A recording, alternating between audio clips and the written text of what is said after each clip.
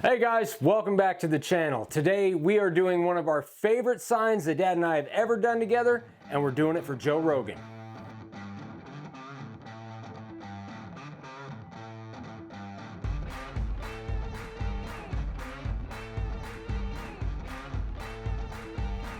So we're doing bigger projects, we're doing more projects, we're doing tool reviews, all kinds of awesome stuff. Hit that like and subscribe button and click the little bell icon so you get notified when new videos come out, and they're coming out a lot.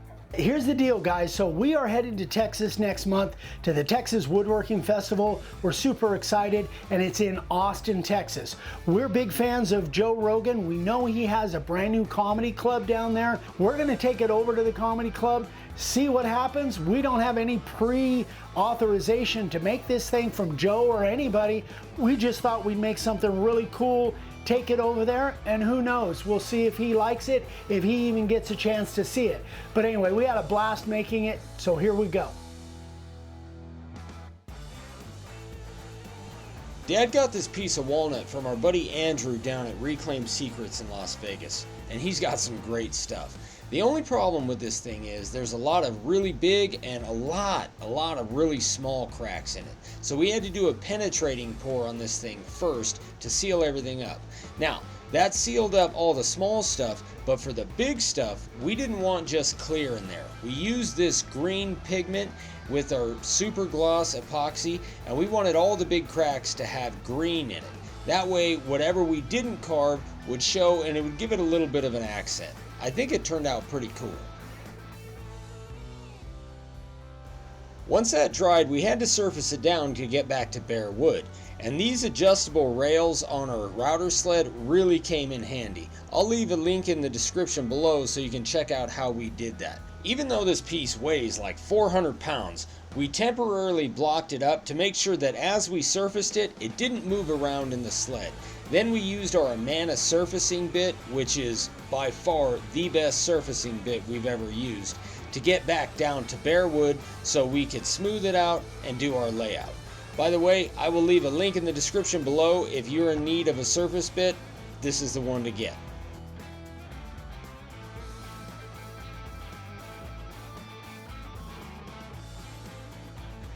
Dad had the idea that he wanted to cut this thing flat on the bottom. That way, if Joe wanted this thing to sit on a table instead of hang on the wall, he could do that. And it's wide enough to where it's still pretty steady, even if it's just sitting on a flat surface.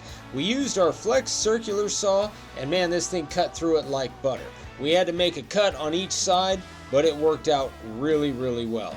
Then Dad used the belt sander and flattened this thing out to make sure that it sits nice and even and it's not rocking. Next, we had to use our inkjet transfer to do the layout. Now, if you haven't seen this full process, you can click right up here in the corner and it'll take you to a video that explains it step by step. The problem with doing this way is the fact that the walnut is really dark. So once it was laid out, we still had to go around with the Sharpie and clean up some lines a little bit to make sure that we could see it when we're carving.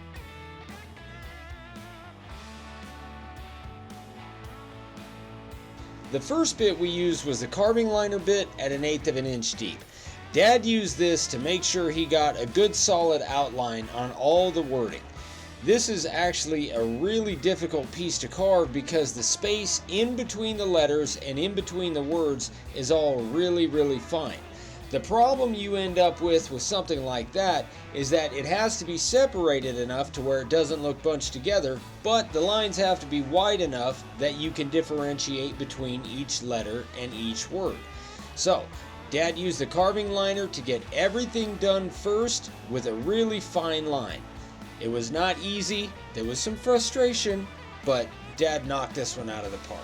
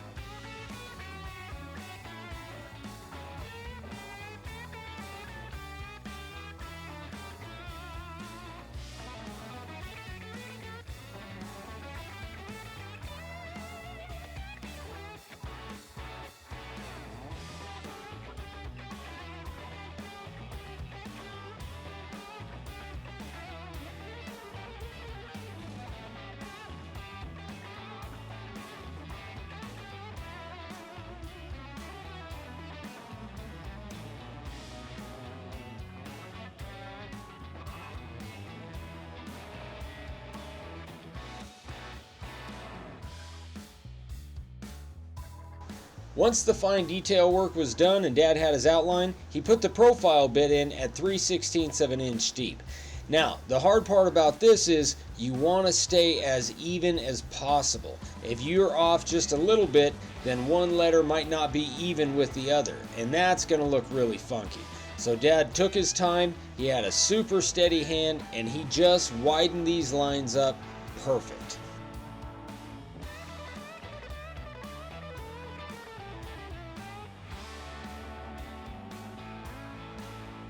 Then he dropped the profile bit down to 1/4 of an inch deep, and he went in to give himself plenty of room. We have to take all of the small stuff out on the inside of the letters and then give a wider border around the outside. The profile bit's really good for that, just to make a little bit more room for the spiral upcut bit.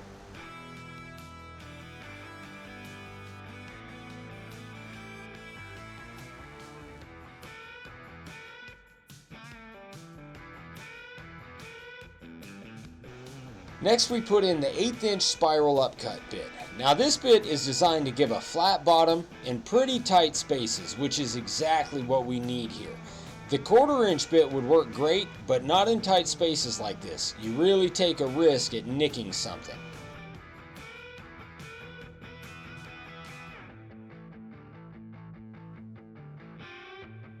Next we made our marks and we drew our lines for our tractor beam.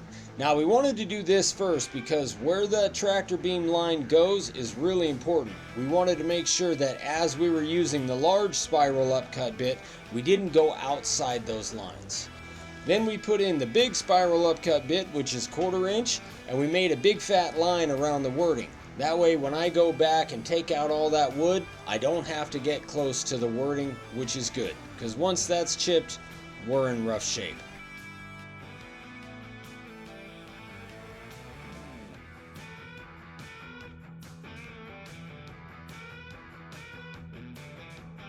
Before I go in and take out all the wood in the tractor beam, I used the profile bit at 1/4 of an inch deep to carve this little spaceship. Now this thing was pretty simple, but the outline was really fat, so I just stayed as close to the spaceship as I could because I'm going to go back around with the 90-degree bit and give it a fatter line for kind of more of a contrast.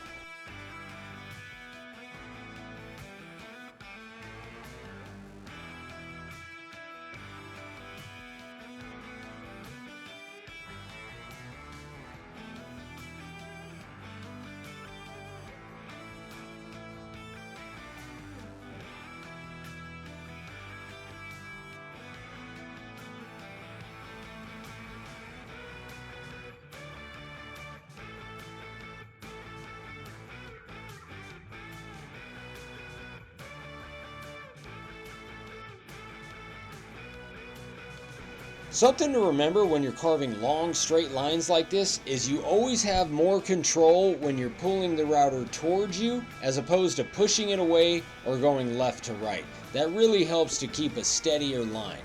After those lines were done, then I put the spiral upcut back in, the big one, 1/4 inch, and I took out all this wood. This took some time and it made a lot of sawdust.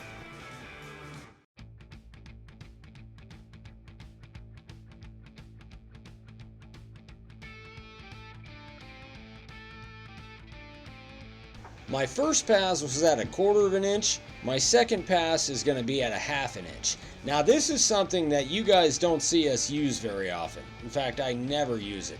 But because this is such a wide open space, our small base plate doesn't allow me to stay on top of the wood. It's going to be inside and it's going to be really hard to keep it even. This is our 12 by 12 base plate, and this thing made carving this so much easier because the base went from one side to the other. I always had contact with the top of the board and it allowed me to get a nice even cut. The only thing we're spraying in this whole sign is the little spaceship. So I just taped off around there, used our primer, sprayed it, and sanded it off.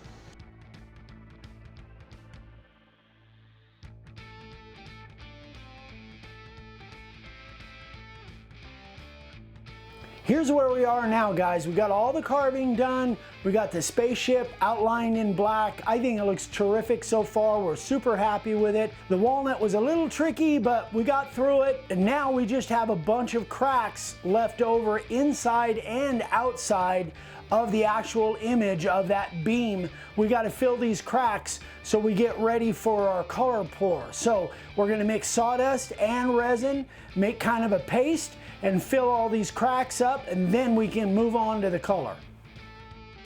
When you're doing fill like this, you want to make sure you put a lot of sawdust in there. We probably have a cup of sawdust in this thing, and it's only because you don't want it runny at all. You want it almost like that paste you used in kindergarten that you weren't supposed to eat. You want it to be nice and solid, and then once it dries, what you're going to do is just sand off the areas that you don't want it to be on. We didn't bother with sanding the inside because that's all going to be green anyway. We just wanted the outside to be smooth but sealed. Then we use this red tape to dam off the bottom before our green pour. The red tape was a mistake. I actually had to sand most of that off. It didn't peel off very well. There's a lot better stuff you can use. We just didn't have any. Then we made sure we got green in between all the letters and got a nice good solid coat in there with nothing showing that wasn't supposed to. What we got to do next is we have to drill some cavities in the back because this is a 4-inch slab almost, and we want to put fairy lights in here. So in order for the drill bit to go all the way through, we have to take out some wood in the back. So we're going to measure and then use a 2-inch Forstner bit and get all these cavities done before we start sanding off the front. Let's get to it. We actually did not take this into consideration when we thought about putting the fairy lights in. So we went to drill the holes, and our router bit only went about halfway through this piece. So what we did is we mirrored the image from the front on the back, and we gave it a basic guesstimate of where we thought the lights were going to be. You can chalk this one up to pretty much dumb luck that we got it right. We really thought that using the 2-inch Forstner bit would have worked. And to be honest, if we would have high quality Forstner bits, it probably would have. But these ones are not the best. So instead, we just used a large router and we used our 1/4-inch spiral upcut bit and cut these cavities out. This is a 2-inch cavity. This took 4 passes. And if you're going to do something like this, please, please, please be very careful, because that router bit is sticking out there a long way and it can snap on you.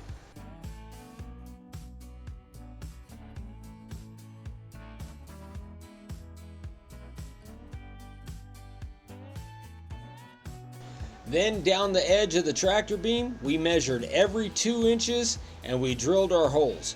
We really tried to be precise on this, but to be honest, when you look real close, they're not perfect. But everything we do is handmade. This is not machine made, so, we do our best.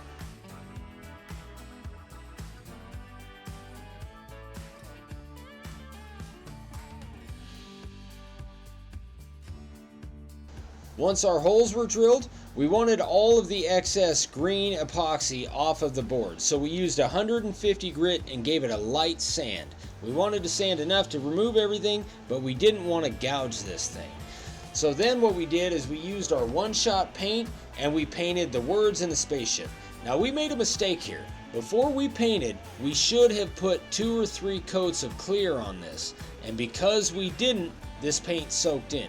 So we actually had to do this 3 times to get a good coat on this board.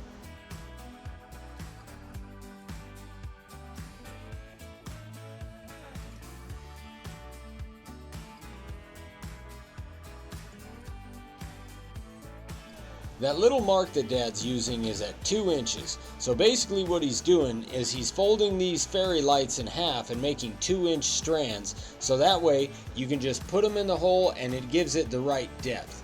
We put all these fairy lights in, and then we used a hot glue gun to seal up the holes, first of all for the epoxy, but also to make sure that the fairy lights don't fall out.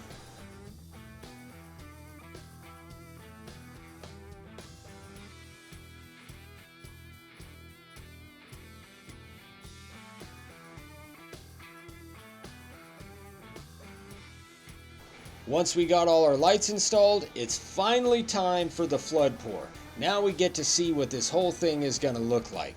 This project has created some serious frustration. We ran into a lot of issues that we weren't expecting, but man, I love the way this thing came out. It looks so cool, and I hope Joe likes it.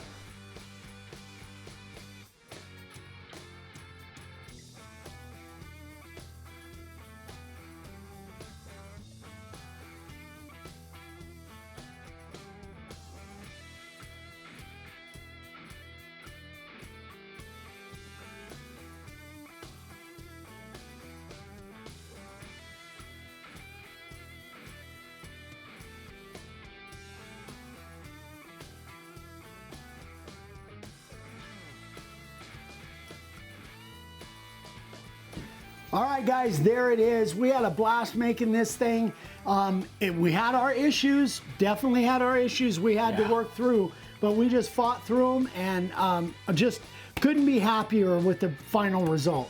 So guys, I gotta admit, the camera does not do it justice. That's for sure. When you turn the lights off, this whole thing glows. There's some imperfections in it, but you know what? This is not machine done. It's done by two rednecks that just like carving stuff. Yeah. So I hope that Joe gets to see it first of all, and if he does see it, I hope he likes it. So Joe, if you see this, we know there's not much chance, but if you see this, we love what you do, and we just hope you like it. It was fun. It was.